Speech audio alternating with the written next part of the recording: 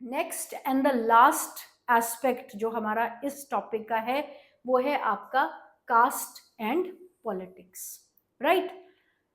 हमने देखा जेंडर किस तरीके से डिस्क्रिमिनेट किया जा रहा है दो जेंडर्स के बीच में, एक को सुपीरियर एक को इंफीरियर समझा जाता है। रिलीजन के नाम पे भी यही हो रहा है, अपने धर्म को सुपीरियर, दूसरे के धर्म को इंफीरियर। अभी कास्ट के बेसिस पे भी आप यही सिनेरियो देखोगे कि the caste which I belong to that is superior and the caste which you belong to that may be inferior. यही इंफीरियर और सुपीरियर का जो कॉम्प्लेक्स डेवलप हो रहा है सोसाइटी में, वो ही हर चीज का रूट कॉज है। Is it clear? Caste hierarchy हमारे यहाँ पर जो है काफी सदियों से प्रेवलेंट है, प्रैक्टिस की जा रही है। क्लियर? कास्ट हायरार्की का सिंपल मतलब हम इसको, I read it later on, let me just explain it first to you, right.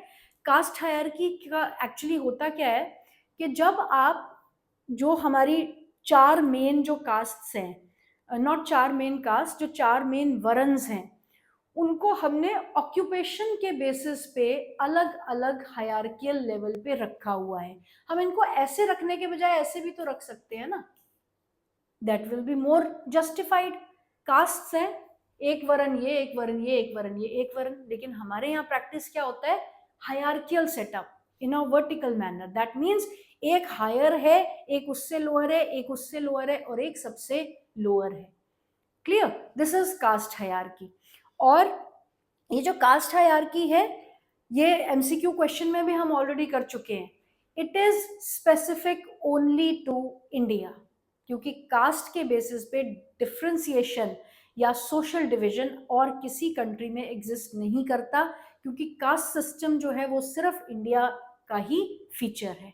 Is it clear? इसलिए एमसीक्यू में भी हम ये ऑलरेडी डिस्कस कर चुके हैं that what is one such thing which is only specific to India, that is the caste system. Clear? और caste system में आप देखोगे क्या होता था, हम अगर पहले के जमाने की हम अगर बात करें, गांधी जी ने इसके बारे में नेशनलिज्म में डिस्कस किया, B R Ambedkar belongs to that particular caste, और उन्होंने बहुत एफर्ट्स किए कि इन लोगों को जो है इक्वल सोसाइटी में दर्जा मिलना चाहिए। क्लियर? और कास्ट हायरार्की के बेसिस पे हमने देखा कि किस तरीके से हर चीज एक स्ट्रक्चर्ड तरीके से की जाती थी।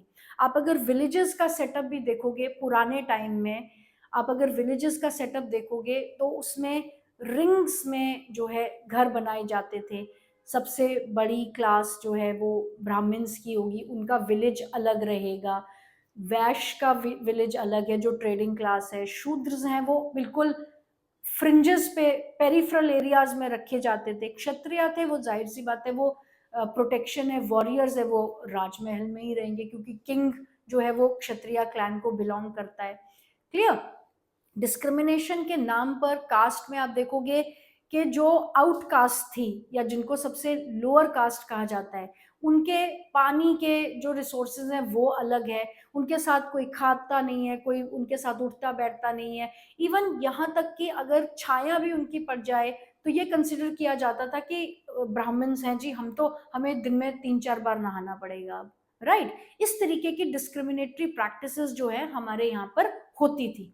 और क्योंकि वर्ण सिस्टम के बेसिस पे, दैट मीन्स ऑक्यूपेशन सिस्टम के बेसिस पे जो वर्ण हमारा डिवाइडेड है, तो स्पेसिफिकली ये था कि ब्राह्मण का बेटा है वो ब्राह्मण ही बनेगा, क्षत्रिय राजा का बेटा ऑब्वियस से बात है वो राजा ही बनेगा, जो ट्रेडिंग क्लासेस है उनके बच्चे आगे ट्रेडिंग ही करेंगे, और जो मीनियल जॉब्स कर रहे हैं जैसे ह्यूमन स्कैवेंजर्स हैं वो लोग वही काम करेंगे, उनके बच्चे आगे वही काम करेंगे जो उनके एंसेस्टर्स करते आ रहे हैं। तो कास्ट डिवीजन जो है वो, उसका क्राइटेरिया कोई और नहीं था, ऑक्यूपेशन, काम के बेसिस पे इस कास्ट को डिवाइड किया जाता था और डिस्क्रिमिनेटरी प्रैक्टिसेस होती थी।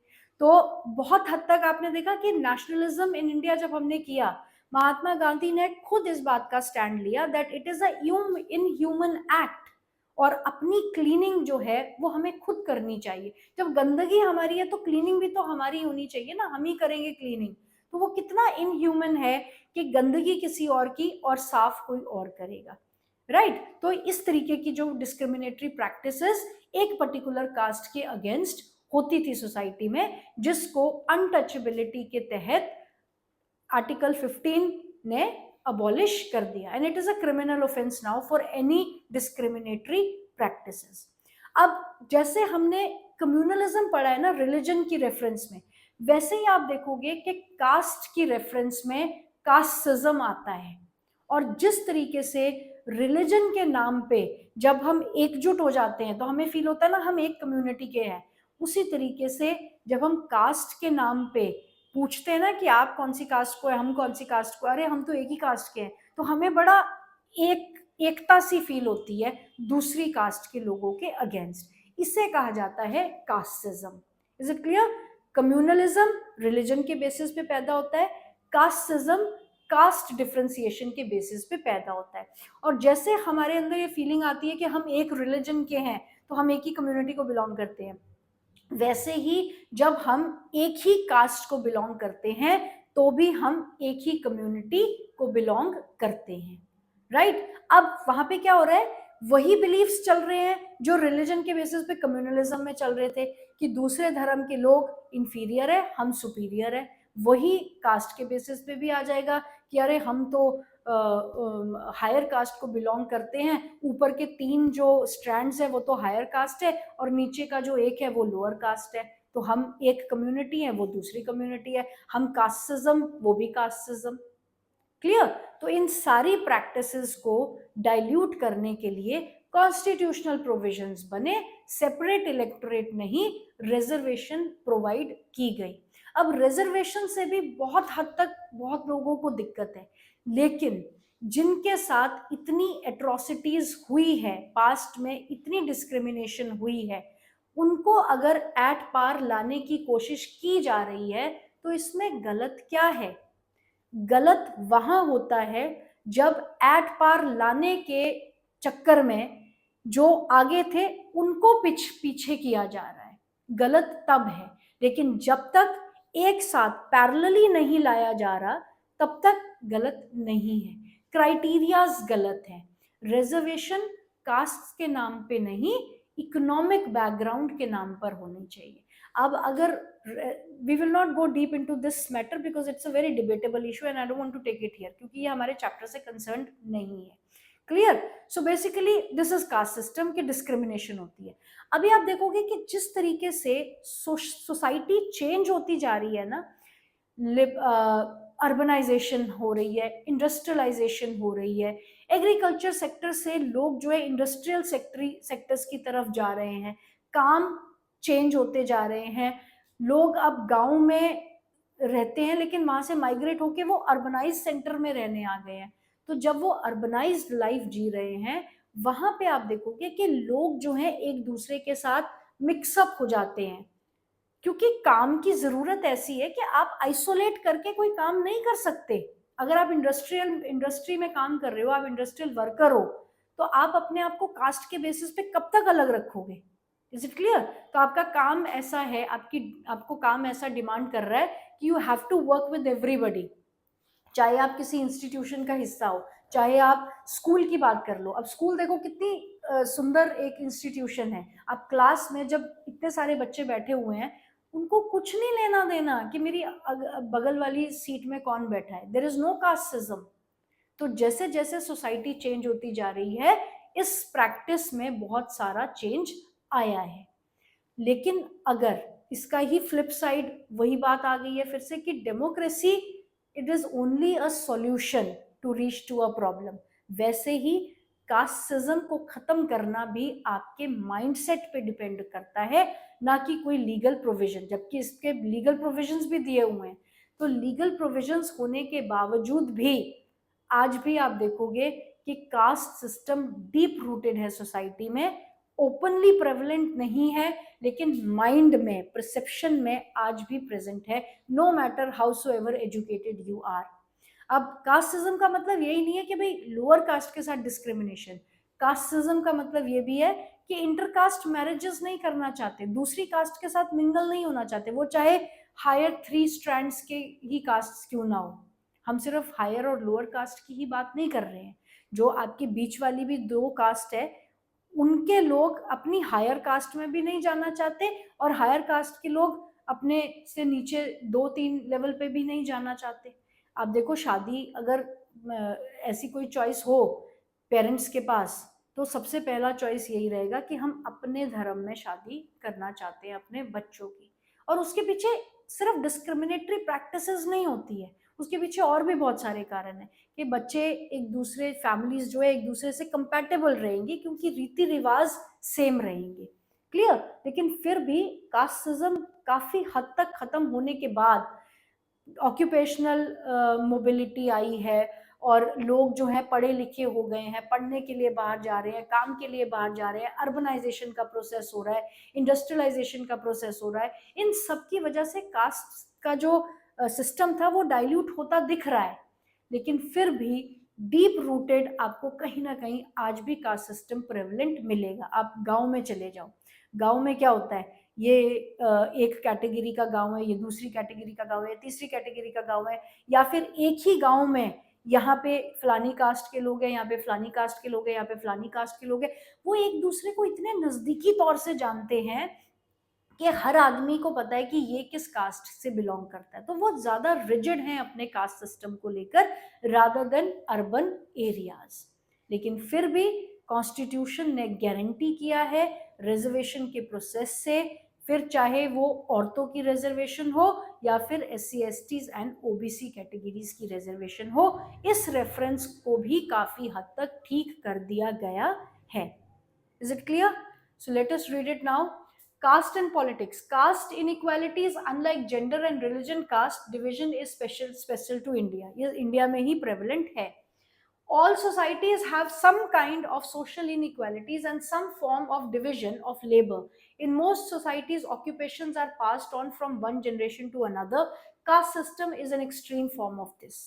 Clear? जैसे हमारा जो 4 वर्ण है उनको हमने ऑक्यूपेशन के बेसिस पे डिवाइड किया हुआ है, और ये एक्सट्रीम फॉर्म है कास्ट सिस्टम की कि इससे इससे नीचे आप किसी लेवल पे जाके डिस्क्रिमिनेशन नहीं कर सकते, कि ऑक्यूपेशन के बेसिस पे भी डिवीजन कर दिया। Is it clear? What makes it different from other society is that this system, hereditary occupational division, was sanctioned by rituals. और कहीं ना कहीं आप देखोगे कि ये जो वर्ण सिस्टम था ना, ऑक्यूपेशनल स्ट्रक्चर था जो सोसाइटी का, ऑक्यूपेशनल डिवीजन था कि सबसे ऊपर ब्राह्मण्स है, ब्राह्मण्स जो हैं वो सिर्फ धर्म कर्म का काम करेंगे, पाठ पूजा अगर कोई कर सकता है सोसाइटी में वो सिर्फ ब्राह्मण्स करेंगे। उसके बाद क्षत्रिय है, क्षत्रियों का काम है वो सबको प्रोटेक्शन देंगे, दे आर द वॉरियर्स। तो राजा महाराजा जो है वो क्षत्रिय क्लैन है। उसके बाद है आपके वैश्य जो कि ट्रेडिंग क्लासेस है, बिजनेस करने वाले लोग। और उसके बाद आपके शूद्र जो ऊपर के 3 कास्ट है इनको सर्व करेंगे शूद्र। Is it clear? और इनके पीछे कहीं ना कहीं आपके धर्म कर्म के कामों से इनको जोड़ दिया गया है। अब अगर पूजा पाठ करवाना है तो आप सिर्फ ब्राह्मण को ही बुलाकर पूजा पाठ कराओगे, पहले के टाइम की बात हो रही है। Is it clear? सो इसके पीछे जो है धर्म कर्म को जोड़कर इसको और ज्यादा बिलीफ या स्टॉन्च बना दिया जाता है। Members of same caste group were supposed to form a social community that practiced the same and similar occupation, married within the caste group, and did not eat with the members from the other caste groups. Clear? कि हम एक cast को belong करते हैं, हम आपस में ही अपने ही कास्ट में शादी करना चाहेंगे, हमारे रिचुअल सेम होते हैं, कंपैटिबिलिटी रहती है, हम लोअर कास्ट के लोगों के साथ जो अपने से लोअर है उनके साथ बैठ के खाते पीते भी नहीं है। ये पहले प्रैक्टिसेस हुआ करती थी। Caste system was based on exclusion of and discrimination against the outcast group. ठीक है, एक्सक्लूजन मीन्स बाहर निकाल दो। तो क्या सिस्टम था, जैसे मैंने आपको विलेज का सिस्टम बताया कि सबसे जो अलग लोकेशन होगी वहां पे ब्राह्मण्स रहेंगे, क्षत्रियज है वो राजा महाराजा है तो महलों में रहेंगे, वैश्य लोग हैं उनकी अलग सोसाइटी है, अलग रीजन है, और जो शूद्र हैं उनको बाहर के एरियाज दिए जाते थे। क्लियर? तो ये कहीं ना कहीं जो लास्ट स्ट्रैंड है हमारी, जो लास्ट कास्ट है हमारी कास्ट हायरार्की का, उनको जो है अपनों से अपने से अलग करने की प्रैक्टिस को कास्ट सिस्टम कहा जाता था। आउटकास्ट जो है लोग, उनको अलग रखने की प्रथा को कास्ट सिस्टम कहा जाता है। They were subjected to inhuman practices of untouchability about which you have studied in the class 9th. That is why political leaders and social reformers like Jyotiba Phule, Gandhiji, B.R. Ambedkar and Pariyar Ramaswamy Naikar advocated and worked to establish a society in which the caste inequalities are absent. Clear? तो इसमें क्या हुआ कि nationalism in India जब हमने पढ़ा है, हमने गांधी जी के एफर्ट्स या गांधी जी के साथ साथ डॉक्टर बी आर अम्बेडकर के एफर्ट्स के बारे में भी पढ़ा है कि किस तरीके से, और उन जैसे और बहुत जो प्रोमिनेंट सोशल वर्कर्स थे, सोशल रिफॉर्मर्स थे, राजा राम मोहन रॉय, कितनी तरीके की सोशल इवल्स के अगेंस्ट उन्होंने आवाज उठाई और एक ऐसी सोसाइटी बनाने को एडवोकेट किया जहां पर हर इंसान को सबसे पहले इंसान समझा जाए, इक्वल लेवल पे रखा जाए। क्लियर? डाइल्यूशन ऑफ कास्ट मतलब धीरे धीरे किस तरीके से कास्ट सिस्टम जो है खत्म होते नजर आ रहे थे। Partially due to their efforts and partially due to other 5 marks question है कि कैसे डिसॉल्व होता गया कास्ट सिस्टम, किन कारणों से। Partially due to their efforts and partially due to other social economic changes, caste and caste system in modern India have undergone great changes. कि कुछ तो जो रिफॉर्मर्स ने काम किया सोसाइटी के लिए उनकी वजह से, और कुछ जो टाइम के साथ सोसाइटी में चेंज आया, जैसे रिफॉर्म्स इंट्रोड्यूस हुए, या फिर इंडस्ट्रियलाइजेशन का प्रोसेस आया, या फिर अर्बनाइजेशन का प्रोसेस आया, और टाइम की ये ज़रूरत बन गई कि आप अगर कास्ट के बेसिस पे जुड़े रहोगे तो आप आइसोलेटेड हो जाओगे बाकी की सोसाइटी से।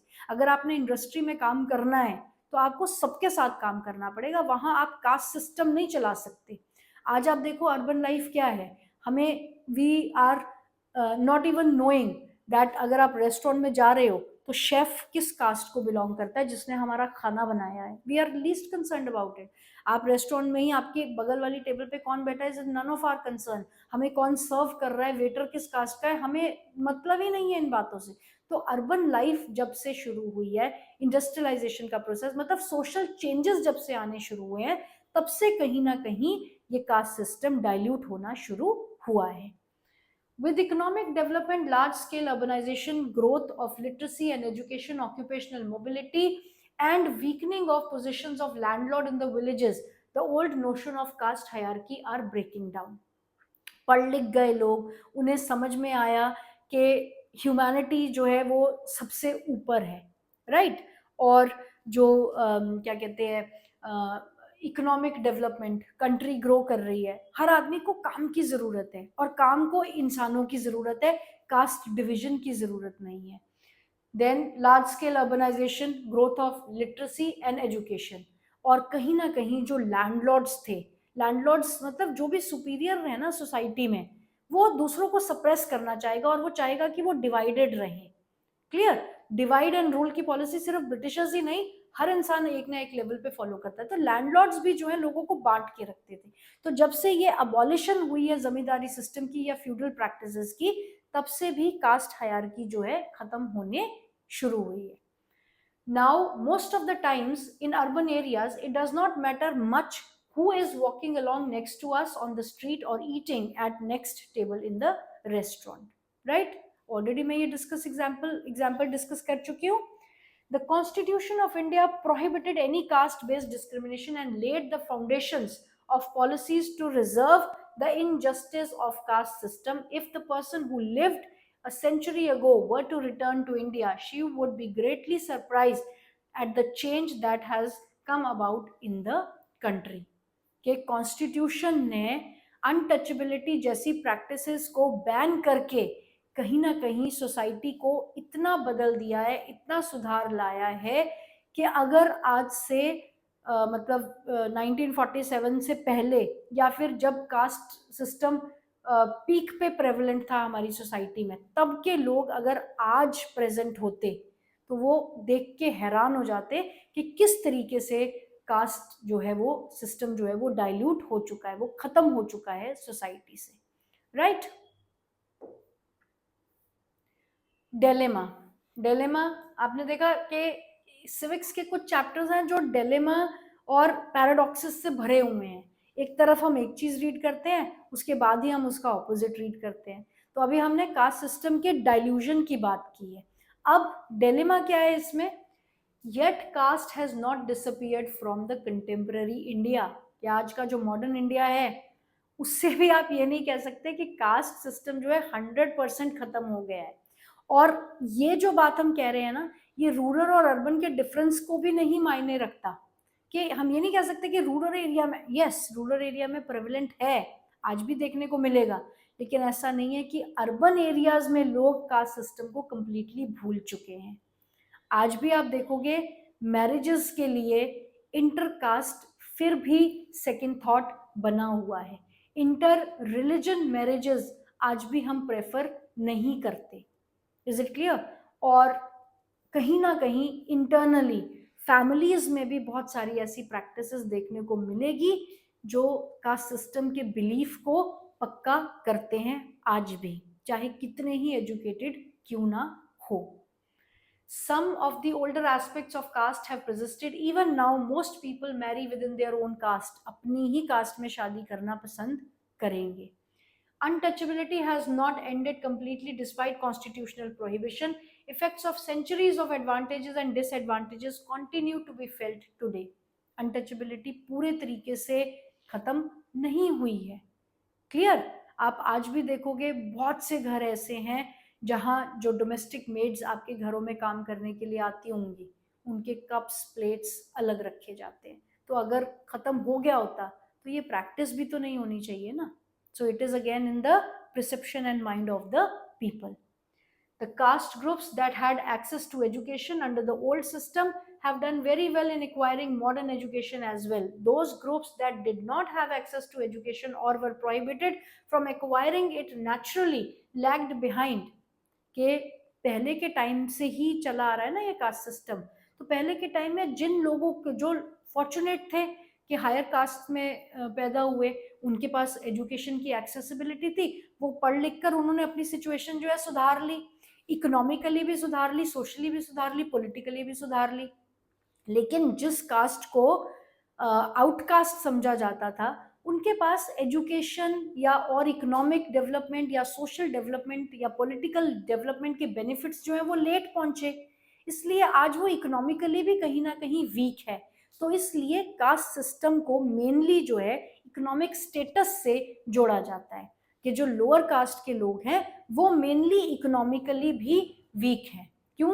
क्योंकि उनको एजुकेशनल बेनिफिट्स जो है वो बहुत लेट मिलने शुरू हुए। तो कास्ट सिस्टम को हम इकोनॉमिक स्टेटस से भी जोड़कर देखते हैं। Is caste actually rooted in politics? Now this is the question which we need to answer. यहाँ पे हमारी दो बहुत ही समझने वाली सिचुएशन है, caste in politics, politics in caste. Clear? Caste in politics जो हमने अब तक देखी कि पॉलिटिक्स में जो है कास्ट के क्राइटेरिया को इम्पोर्टेंस दी जाती है कि ये रिजर्वेशन यहाँ पर SC/ST कैटेगरीज के लिए रिजर्व्ड है ये सीट, या फिर ये विमेन कैंडिडेट्स के लिए रिजर्व्ड है। तो आप देखोगे कि पॉलिटिक्स में बहुत सारे डिसीजंस ऐसे हैं जो कास्ट को मद्देनजर रखते हुए लिए जाते हैं। जैसे कि इस पर्टिकुलर कॉन्स्टिट्यूएंसी से इस कास्ट के लोग बहुत ज़्यादा हैं, तो यहाँ से कैंडिडेट के जीतने के चांसेस बहुत ज़्यादा हैं। उस पर्टिकुलर कास्ट के कैंडिडेट को अगर हम वहाँ से खड़ा करेंगे तो जीतने के चांसेस ज़्यादा हैं। ये है caste in politics. Is it clear? लेकिन जब आप पॉलिटिक्स के साथ कास्ट को जोड़ रहे हो, मतलब पॉलिटिक्स कर रहे हो कास्ट में, वो है पॉलिटिक्स इन कास्ट।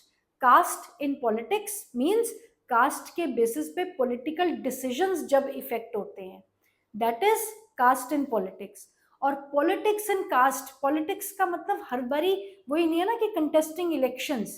पॉलिटिक्स क्या होती है कि आपने किसी का फेवर कर दिया, उसको कुछ अच्छा हो गया, उससे बेनिफिट हो गया, दूसरे किसी के बारे में कुछ गलत बोल दिया, उसको नुकसान हो गया। तो हम इसको भी तो कहते हैं ना कि अरे यार वो तो बहुत पॉलिटिक्स करता है, वो तो बहुत पॉलिटिक्स करता है, वो आदमी तो बहुत पॉलिटिक्स करता है। क्लियर? तो जो पॉलिटिक्स इन कास्ट है वो इस पॉलिटिक्स की बात की जा रही है जब लोग डिप्लोमेटिकली बिहेव करते हैं। क्लियर है, समझ में आई बात? Caste in politics and politics in caste. Caste in politics means कि जब पॉलिटिकल डिसीजन आपकी कास्ट के बेसिस पे लिए जाते हैं कि इस पर्टिकुलर कॉन्स्टिट्यूएंसी से इस कास्ट के लोग बहुत ज्यादा है, यहां से इस कास्ट के आदमी को अगर हम खड़ा करेंगे तो हमारे जीतने के चांसेस हैं। आपके पॉलिटिकल डिसीजन कास्ट के बेसिस पे लिए जा रहे हैं। लेकिन जब डिप्लोमेसी की जाती है कास्ट में, उसे कहते हैं politics in caste. Is it clear?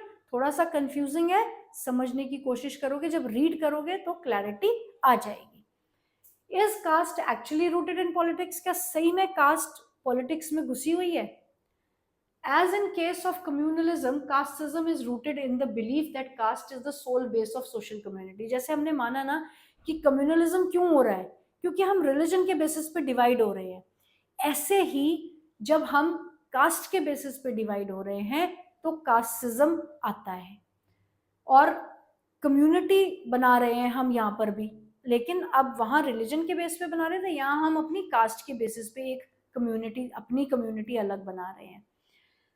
According to this way of thinking, people belonging to the same caste belong to a natural social community and have the same interest, which they do not share with anyone from the other caste. As we saw in case of communalism, such a belief is not born out of our experiences. Caste is one aspect of our experience, but it is not the only relevant or most important aspect. Clear? जैसे communalism में हम religion में लेकर चल रहे हैं ना कि हम एक रिलीजन के लोग, तो बस एक ही कम्युनिटी है, हमारी कम्युनिटी में और तो कोई आ ही नहीं सकता, वैसे ही हम अब माइक्रो लेवल पे अपने आप को और बांट रहे हैं। हमने रिलीजन के नाम पे तो बांट लिया, अब हम अगर हम हिंदू धर्म है तो हम हिंदू धर्म में भी और आगे बढ़ना चाह रहे हैं। आप किस कास्ट को बिलोंग करते हो वो अलग कम्युनिटी बन जाए, आप किस कास्ट को बिलोंग करते हो वो अलग कम्युनिटी हो जाए, ये कास्ट इसकी है इसको अलग बना दो, इसको इसकी अलग बना दो। उसके बाद देखोगे आप वो कम्युनिटी भी आगे और बटी हुई है। अगर आप ब्राह्मण हो तो आप किस तरीके के ब्राह्मण हो, आप उच्च कोटि के ब्राह्मण हो या आप नॉर्मल ब्राह्मण हो, राइट? ब्राह्मण भी अलग तरीके के होते हैं ना, एक होता है जो पाठ पूजा करवाता है, एक होता है जो मरने वाले रिचुअल्स करवाता है, तो वो ब्राह्मण्स भी बटे हुए हैं। तो मतलब जितना बांटना है अपने आप को उतना बांटते चले जाओ। This is the scenario. Is it clear? तो कास्ट के बेसिस पे जब हम अपने आप को डिवाइड कर रहे हैं तो हम एक अलग कम्युनिटी फिर बनाना शुरू हमने कर दिया है। और as we saw in the case of communalism, such a belief is not born out of experience। और ये हमारे एक्सपीरियंस के साथ ऐसे ऐसे मतलब डिफरेंसेस जो हैं वो एक्सपीरियंस के साथ नहीं बन रहे हैं। Caste is one aspect of our experience, but it is not the only relevant or the most important aspect। Caste भी ऐसा ही एक एक्सपीरियंस है, लेकिन ये एक मात्र इम्पॉर्टेंट एलिमेंट नहीं है जो हमें बांट सकता है। Is it clear? Caste can take various forms in politics। अब हम क्योंकि स्पेसिफिकली पॉलिटिक्स की बात कर रहे हैं तो कास्ट पॉलिटिक्स में कैसे घुसी हुई है हम वो देखेंगे, और फिर इसकी फ्लिप साइड भी देखेंगे कि क्या ये एक्चुअली सच्चाई है। तो कास्ट वेरियस फॉर्म कैसे ले सकती है पॉलिटिक्स में? 5 नंबर का question. When parties choose candidates in elections they keep in mind the caste composition of the electorate and nominate candidates from different castes so as to muster necessary support to win। कि जब parties जो हैं वो candidates choose करती है तो वो लोग मतलब चालाकी करेंगे ना, क्योंकि जीतना उनका मकसद है, जीतना उनका मकसद है। एक बात, दूसरी बात कि कॉन्स्टिट्यूशन ने ऑब्लिगेशन भी तो डाली हुई है कि इतनी सीट्स जो है वो इस कैटेगरी को देनी ही देनी है, तो आप वहां से दूसरा कैंडिडेट तो खड़ा कर नहीं सकते। लेकिन अब आप अगर वो रिजर्व कॉन्स्टिट्यूएंसी है तो आप ये भी देखोगे उससे आप कौन सी कास्ट के लोग जहाँ पे मैक्सिमम है, ताकि आपके जीतने के चांसेस जो है मैक्सिमम हो जाए। इसलिए पार्टी डिसाइड करती है कि यहाँ पर ये इलेक्टोरेट मतलब इलेक्टोरेट कौन होते हैं? जो वोटिंग कर सकते हैं, जो वोट डालने वाले लोग हैं, इस जाति के लोग जो हैं सबसे ज्यादा है, यहाँ से हम जीत सकते हैं, तो इस जाति का कैंडिडेट यहाँ से खड़ा कर दो। ये है politics in caste. Is it clear? Second, when governments are formed, political parties usually take care that representatives of different castes and tribes find a place। कि जब सरकार बनती है तो अलग अलग जो कास्ट के लोग हैं उनको रिप्रेजेंटेशन मतलब उनको उनकी पार्टिसिपेशन इंश्योर की जाती है ताकि हर कास्ट के लोग को जो है रिप्रेजेंटेशन मिल सके। अब ये लीगली बाइंडिंग भी है कि भैया सबको इक्वल रिप्रेजेंटेशन मिलनी चाहिए, क्योंकि डेमोक्रेसी तो तभी चलेगी ना।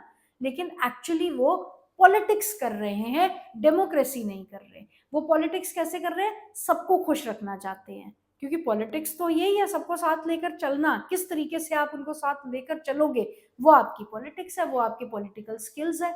तो पॉलिटिक्स में सबको साथ लेकर चला जाता है ताकि हर एक को रिप्रेजेंटेशन दे सके। ये कॉन्स्टिट्यूशन ने भी कहा हुआ है, और अपनी पार्टी को अगर सस्टेन करवाना है, चलवाना है, तो आपको सबको साथ लेकर तो चलना ही पड़ेगा। Political parties and candidates in election make appeal to the caste sentiments to muster the support. Political leaders को आपने देखा होगा ना, अक्सर ऐसे मुद्दे उठा लेते हैं जो कास्ट सेंसिटिव होते हैं कि हमारी कास्ट के साथ ऐसा किया जा रहा है, इस बार अगर आप मुझे जिताओगे तो मैं अपनी कास्ट के साथ ऐसा नहीं होने दूंगा। राइट? तो पॉलिटिकली जो है वो सेंसिटिव इश्यूज को या फिर इमोशनली लोगों को मूव किया जाता है अपने फेवर में वोटिंग करवाने के लिए। तो यहाँ पर हो रही है politics in caste. Clear? Some political parties are known to favor some caste and are seen as their representative. और कभी कभी हम ये भी मान के चलते हैं कि इस पार्टी के लोग तो ज्यादातर इस कास्ट को बिलोंग करते हैं या इस कास्ट को फेवर करते हैं। कि हम कह रहे हैं बीजेपी है तो ब्राह्मणों की पार्टी है जी, और अगर कांग्रेस है तो फिर वो हो सकता है क्षत्रिय या शूद्रास की पॉपुलेशन को ज्यादा सपोर्ट करती हो। क्लियर? इस तरीके से हम पॉलिटिकल पार्टीज को भी कास्ट के साथ अटैच कर देते हैं। Universal adult franchise and the principle of one person, one vote compelled political leaders to gear up to the task of mobilizing and securing political support. It also brought new consciousness among the people of caste that we are hitherto treated as inferior and low. It also brought new consciousness among the people of caste that we were hitherto treated as low. अब universal adult franchise ने पूरी बाजी ही पलट के रख दी, क्योंकि आप cast के बेसिस पे पहले क्या होता था, हायर कास्ट के लोगों को जो है बड़ा अपीज किया जाता था। हमने देखा ना नेशनलिज्म इन यूरोप में भी, सॉरी नेशनलिज्म इन इंडिया की रेफरेंस में भी हमने देखा, और यूरोप की रेफरेंस में भी देखा कि जो पुअर पीजेंट्री थी उनकी डिमांड्स को कोई मानना ही नहीं चाह रहा था। क्यों? क्योंकि हायर जो जो और रिच एंड प्रॉस्परस लोग थे उनका सपोर्ट नहीं खोना चाहते थे। तो यूनिवर्सल अडल्ट फ्रेंचाइज ने क्या किया, सबको इक्वल कर दिया, चाहे प्राइम मिनिस्टर है चाहे कोई कॉमनर है, सबके जब वोट की वैल्यू एक है तो आपको सबको ही खुश रखना पड़ेगा, वो चाहे किसी भी कास्ट को बिलोंग करता है। The focus on caste in politics can sometime give an impression that elections are all about caste. Right? तो जब हम कास्ट पे इतना फोकस कर रहे हैं पॉलिटिक्स की रेफरेंस में, तो हमें कहीं ना कहीं ये इंप्रेशन बन जाता है कि भैया पॉलिटिक्स तो सिर्फ कास्ट के बेसिस पे चलता है और कुछ भी नहीं है। लेकिन क्या ये सच है? एक्चुअली पॉलिटिक्स सिर्फ कास्ट के बेसिस पर ही चलता है? Another 5 marks question. Right? So let us see कि actually politics is only about caste या ऐसा कुछ नहीं है। इसके रेलेवेंट पॉइंट्स जो 5 नंबर के क्वेश्चन में आपको देने हैं। Every candidate and party needs to win confidence of more than one caste and community to win the elections. Elections में जीतना मकसद है पॉलिटिकल पार्टी का। किसी एक कास्ट के साथ एसोसिएट होके आप मेजॉरिटी विन कर ही नहीं सकते। आप किसी एक कास्ट के साथ जुड़ जाओगे तो आप पॉलिटिकली कैसे पावर में आ पाओगे? आपकी मेजॉरिटी ही पूरी नहीं बन पाएगी कि आप पावर में आ सको। Is it clear? तो एक कास्ट के साथ कभी भी इलेक्शंस जीतना पॉसिबल नहीं है। No party wins vote of all the voters of the caste or community. When people say that the caste is vote bank of one party, it is usually means that large proportion of the voters from that caste vote for that party. No party wins the vote of all the voters of the same caste and community. कि अगर एक political party को जोड़ा जा रहा है किसी particular caste के साथ, तो उसका मतलब सिर्फ ये है कि भाई वहां से ज्यादातर वोट आपके फेवर में आ सकते हैं। उसका मतलब ये नहीं है कि एक एक वोट आपके फेवर में आएगा। पॉसिबल ही नहीं है कि उस कास्ट के सारे लोग उस एक ही पॉलिटिकल पार्टी को चाहते हैं। अलग अलग लोगों की थिंकिंग है, अपनी थिंकिंग के बेसिस पे, अपने परसेप्शन के बेसिस पे, अपने एक्सपीरियंस के बेसिस पे लोग अलग अलग पॉलिटिकल पार्टी से जुड़ते हैं, right? Many political parties may put up candidates from same caste if that caste is believed to dominate the electorate in a particular constituency. Some voters have more than one candidates from their caste, while many voters have no candidate from their caste. अब दोनों ही situation हो सकती है कि जब political parties ने अपने candidates खड़े किए हैं तो हो सकता है कि मतलब एक से ज्यादा कैंडिडेट उसी कास्ट को बिलोंग करता है, तो वोट्स अपने आप बढ़ जाएंगे ना। या फिर ये भी हो सकता है कि भैया आप एक कास्ट को बिलोंग कर, मतलब किसी एक पर्टिकुलर कास्ट का कोई भी कैंडिडेट नहीं खड़ा है, तो क्या ऐसा कोई डिसीजन जनता लेती है कि भाई हमारी कास्ट का कोई नहीं खड़ा इसलिए इस बार हम वोट नहीं डालेंगे? क्लियर? ऐसा कुछ नहीं होता। तो हम नहीं कह सकते कि पॉलिटिक्स जो है वो सिर्फ कास्ट के बेसिस पे चलती है। The ruling party and sitting MPs or MLA frequently lose election in our country. That could not have happened if all the caste and communities were frozen in their political preferences. Clearly, while caste matters in electoral politics, so do many other factors. कि एक time पे जो candidate जीता है अगले time पे वो हारेगा भी, तो अगले टाइम पे जब वो हारा तब वो किसी कास्ट को बिलोंग नहीं करता, सिर्फ जब वो जीत रहा था तब उस कास्ट के लोगों ने उसको जिता दिया। अगली बार क्यों हरा दिया? अगली बार अगर उसने काम नहीं किया होगा तो वो हारेगा, और तब भी हो सकता है उसको उसी कास्ट के लोगों ने फिर हरा दिया। तो इतने फ्रोजन नहीं है लोग, इतने रिजिड नहीं है अपनी प्रेफरेंसेस को लेकर कि हम तो सिर्फ अपने कास्ट के बेसिस पे ही वोट डालेंगे। ऐसा नहीं होता, राइट? इंटेलेक्चुअल सोसाइटी है, देख के जो काम कर रहा है पॉलिटिकल ग्रुप उसको वोट दिए जाते हैं। सिर्फ कास्ट ही नहीं है और बहुत सारे फैक्टर्स हैं जो आपका वोटिंग डिसीजन डिटरमिन करते हैं। The voters have strong attachment to the political parties, which is often stronger than their attachment to their caste or community. Caste और कम्युनिटी को वोटर्स जो है पॉलिटिकल पार्टीज से नीचे रखते हैं। तो आपने देखा है बहुत से लोग ऐसे हैं कि किसी भी कास्ट को बिलोंग करते हो, लेकिन अगर वो किसी पॉलिटिकल ग्रुप में उनका बिलीफ है तो वो ग्रुप उनका लाइफ लॉन्ग चलता रहता है। वो पॉलिटिकल पार्टी से एसोसिएट करते हैं।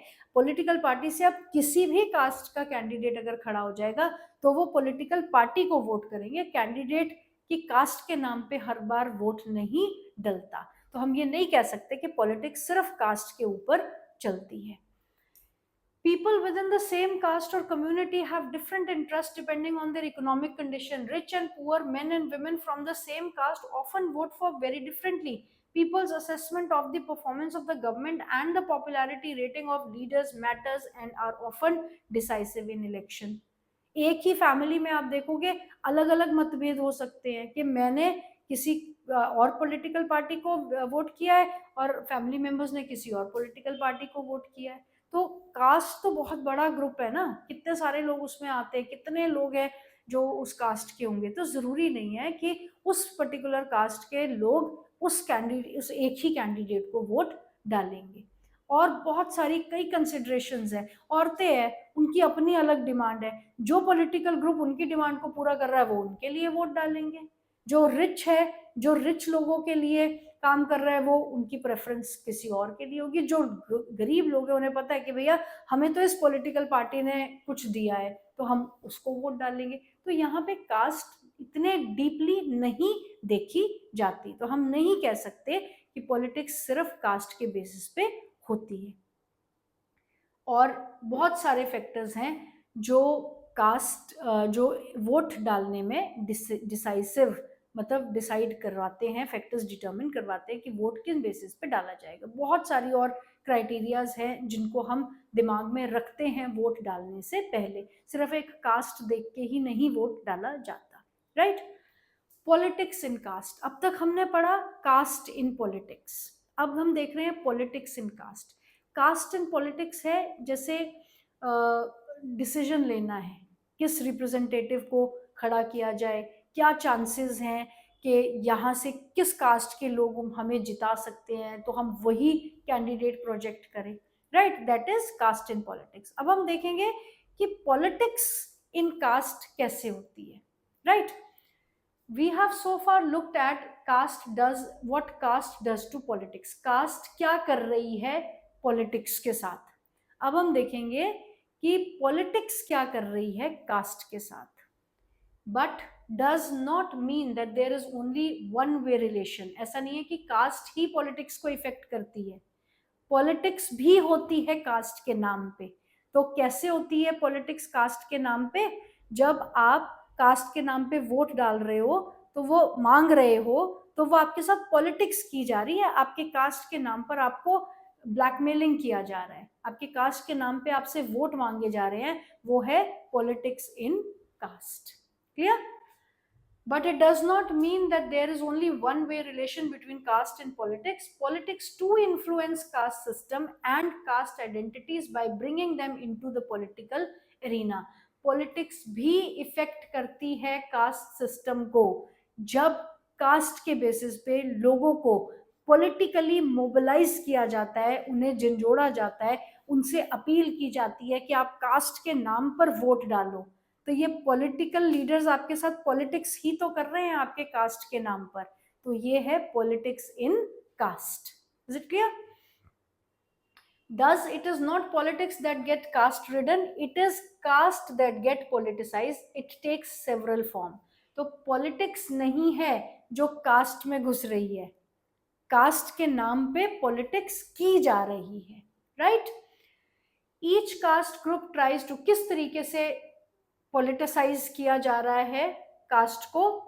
Each caste group tries to become bigger by incorporating within its neighboring caste or subcaste which were earlier excluded. Politics में जीतना है ना, तो जीतने के लिए कास्ट के नाम पर लोगों को बेवकूफ बनाया जाता है, उनके कास्ट के नाम पर उनसे वोट मांगे जा रहे हैं। कास्ट के नाम पे दो अलग कास्ट के पॉलिटिक्स को जीतने के लिए, पॉलिटिकली पावर में आने के लिए दो कास्ट ग्रुप के लोग जो है इकट्ठे किए जा रहे हैं ताकि दूसरे वाले को हरा सके।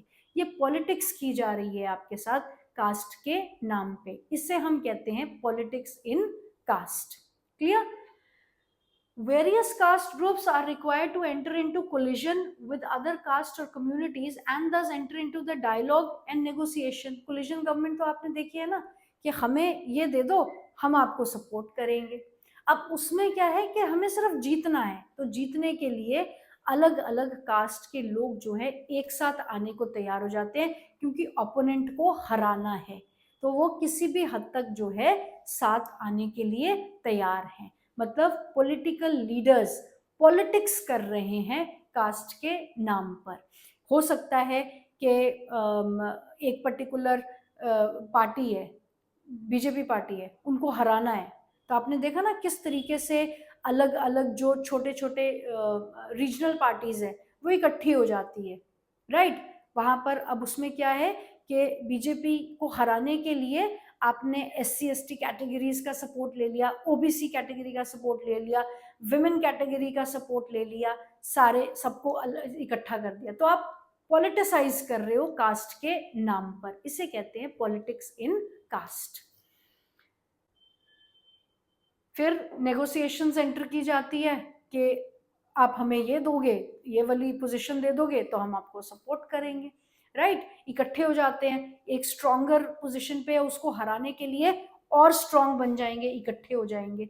10 ग्रुप इकट्ठे हो जाएंगे तो जाहिर सी बात है वो स्ट्रॉन्ग वाले से भी स्ट्रॉन्ग हो जाएंगे ना। तो पॉलिटिक्स की जा रही है कास्ट के नाम पे, इसको कहते हैं पॉलिटिक्स इन कास्ट।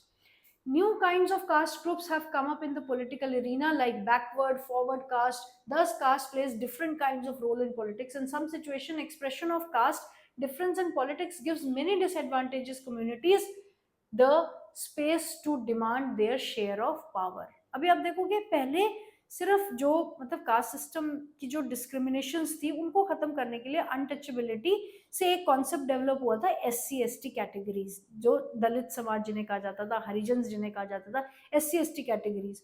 उसके बाद OBCs आ गए, फिर आप देखोगे बैकवर्ड क्लासेस, फॉरवर्ड क्लासेस, पता नहीं कितने तरीके की कैटेगरीज आ गई। ये सब किस लिए हो रहा है? ये और सब डिविजन्स क्यों क्रिएट किए जा रहे हैं? ताकि लोगों को जो है पॉलिटिक्स के पॉइंट ऑफ व्यू से डिवाइडेड रख सके, right? In this sense, caste politics has helped people from Dalit and OBC caste to gain better access to the decision making. Several political and non-political organizations have been demanding and agitating for an end of discrimination against particular caste, for more dignity and more access to the land resources and opportunity. और जब हम सब divisions में बढ़ते चले जाते हैं ना, तो उसको पॉलिटिकली एक्सप्रेस करना भी मुश्किल हो जाता है। हम रिजर्वेशन मांगेंगे, किसके लिए मांगे? फॉरवर्ड कास्ट के लिए दे दो जी, बैकवर्ड कास्ट के लिए दे दो जी, OBCs तो थे ही, SC STs भी थे ही, क्लियर? अब हमने फॉरवर्ड और बैकवर्ड और जोड़ दिया। कैसे डिफाइन करोगे ये फॉरवर्ड कौन से और बैकवर्ड कौन से हैं? तो जब इनको पॉलिटिकली एक्सप्रेस करना भी मुश्किल हो जाता है। तो एक जेन्युइन सी बात जो थी, जो बनकर आती है, वो इस पॉइंट में जो हमने डिस्कस किया है कि एक जेन्युइन बात है कि जिनके साथ सोसाइटी में डिस्क्रिमिनेशन हो रहा था ना, आप उनको एट पार ले आओ, इक्वल रखो, वो आप के लिए जो है, आपकी सोसाइटी के लिए जो है वो बेटर बन जाएगा। कि जो डिस्क्रिमिनेटरी प्रैक्टिसेस थी उसको खत्म करो, कास्ट हायरार्की नहीं होनी चाहिए, दैट इज ऑल। ना पॉलिटिक्स होगी कास्ट के नाम पे और ना सब डिविजन की जरूरत पड़ेगी। At the same time, exclusive attention to caste can produce negative results as well. As in the case of religion, politics based on caste identity alone is not very healthy in democracy. It can divert attention from other pressing issues like poverty, development, and corruption. In some cases, caste division leads to tension, conflict, and even violence. अब अगर आप एक particular caste को आगे तो ला रहे हो, लेकिन आप इतना आगे ले जा रहे हो कि जो सही लेवल पर था अब वो पिछड़ते जा रहे हैं। अभी आपने देखा ना कि कितनी रिजेंटमेंट है रिजर्वेशन को लेके जनरल कैटेगरीज में। तो वो क्यों रिजेंटमेंट है? और इस तरीके के हम ये स्लोगन्स भी सुनने को मिलते हैं that you keep the reserved ones and we will take the deserved ones, right? तो ये नोशन कब डेवलप हो रहा है? जब आप बैलेंस नहीं मेंटेन कर पा रहे हो। जिनको आपने आगे लाना था उनको इतना आगे ले आया कि जो आगे थे वो पिछड़ गए हैं। तो एक बैलेंस हर चीज का मेंटेन होना बहुत जरूरी है। रिलीजन के नाम पे अगर आप लड़ रहे हो, कास्ट के नाम पे अगर आप लड़ रहे हो, तो आपका वो बैलेंस खराब होना ही होना है। और आप जो इम्पोर्टेंट इश्यूज है, जो social economic politically important issues है, जैसे पॉवर्टी एलिमिनेट करना, कंट्री को डेवलप करना, हर एक के लिए एम्प्लॉयमेंट जनरेट करना, education, basic facilities of health and sanitation provide करना, आप इन सब इश्यूज से दूर चले जाओगे। क्लियर? आने वाले पिछले कुछ सालों में हमने देखा है ना कि एक स्ट्रॉन्गर लीडरशिप जो सेंट्रल लेवल पे हमें मिली है पिछले 10 सालों में, उसका क्या इफेक्ट हुआ है कि हम पाकिस्तान की तरफ से जो ये छोटे मोटे टेररिस्ट अटैक्स किए जाते थे ना, या पाकिस्तान की तरफ से टेररिज्म में ही हम उलझे रहते थे, पाकिस्तान ही हमारे लिए एक इम्पॉर्टेंट इशू बना हुआ था कि उनके टेररिज्म को हम कैसे काउंटर करें। अब हम उससे बहुत ऊपर निकल चुके हैं। क्यों? क्योंकि एक स्ट्रॉन्गर लीडरशिप हमें प्रोवाइड की गई है। Is it clear? So this is all about your casteism, your religion के बेसिस पे कम्युनिज्म एंड जेंडर डिस्क्रिमिनेशन। और ये तीनों ही बहुत बड़े इवल्स हैं हमारी सोसाइटी के लिए। ना कोई धर्म किसी से ऊपर हो सकता है, किसी दूसरे धर्म से ऊपर हो सकता है। ना कोई धर्म नेगेटिव प्रीच करता है कि आप डिसरिस्पेक्ट करो किसी और की और अपने को सुपीरियर समझो। ये सिर्फ लोगों की क्रिएशन, जो कहते हैं ना सोसाइटी के कुछ ठेकेदार हैं, उनकी क्रिएट की हुई सिचुएशन है, परसेप्शंस है, जो आज लोगों के दिमाग को रूल कर रही है। ऐसे ही जेंडर भगवान ने इक्वल बनाए हैं। There was no discrimination. कोई स्ट्रॉन्गर और कोई वीकर जेंडर नहीं होता। Is it clear? और अगर आप सोसाइटी में देखो, किसे वीकर जेंडर कंसिडर किया जाता है? Womens are consider as weaker gender. तो क्या men have the capacity to give birth to a child, और अगर एक human being has the capacity to give birth to a child, वो weaker gender कैसे हो सकता है? Is it clear? Because that is, उससे ज़्यादा painful तो इस दुनिया में कुछ नहीं है ना. तो जब वो एक बर्थ दे पा रहा है एक बच्चे को, तो वो वीकर जेंडर कैसे हो गया? भगवान ने तो नहीं उसे वीक बनाया. वीक कहाँ बनाया है? सोसाइटी ने. Mind set, prejudice, stereotypes create करके, कंपार्टमेंटलाइजेशन क्रिएट करके, कि रोते हैं, अरे तुम रो रहे हो, तुम्हें शर्म नहीं आती, तुम लड़के हो, लड़के हो के कैसे रो रहे हो? इस तरीके के नोशंस जब बना दिए तो ये क्लियर है कि अच्छा रोती तो सिर्फ लड़कियां हैं. क्यों? लड़कों को दर्द नहीं होता क्या? क्लियर? तो जेंडर बेस्ड डिस्क्रिमिनेशन हो या कास्ट बेस्ड डिस्क्रिमिनेशन हो या रिलीजन बेस्ड डिस्क्रिमिनेशन हो, तीनों ही सोसाइटी के लिए फेटल है, टॉक्सिक है, और इन सबको खत्म करना जरूरी है अगर इक्वालिटी और डेमोक्रेसी इन ट्रू स्पिरिट लेकर आनी है तो. आई होप चैप्टर क्लियर है. कोई प्रॉब्लम हो तो please do mention in the comment section. Thank you and God bless you all. और इस चैप्टर में एक्सप्रेस किए गए ओपिनियन कंप्लीटली चैप्टर की एक्सप्लेनेशन पॉइंट ऑफ व्यू से है. There is no biased against anyone. Thank you and God bless you all.